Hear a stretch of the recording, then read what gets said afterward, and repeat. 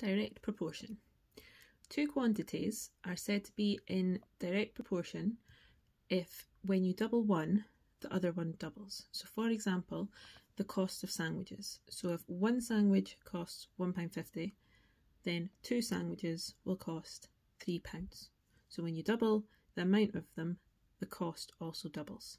So they are said to be in direct proportion, the amount and the cost. We're going to do an example. So the cost of 6 DVDs is £75. Find the cost of 11 DVDs. So these items are in direct proportion, which means we can follow steps in order to answer the question.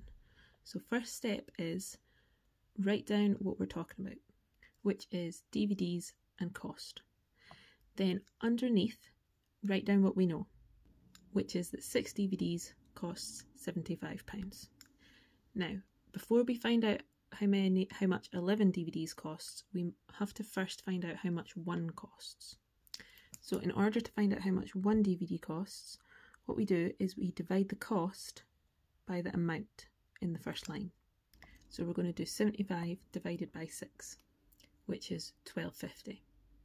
Now that we've found out what one DVD costs, we can then multiply by 11 to find out how much 11 cost, which is £137.50. So to do these questions, you divide the cost by the original amount and then multiply by the new amount to find your answer. Next example, the cost of 8 scientific calculators is £37.60. What do 5 of them cost? So write down what we're talking about, which is calculators and the cost. Then write down what we're given in the question, which is that 8 calculators cost £37.60.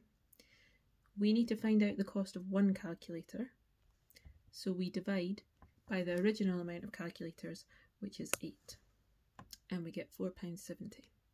Then once we know what one calculator costs, we can multiply it to find the cost of 5, which ends up being £23.50.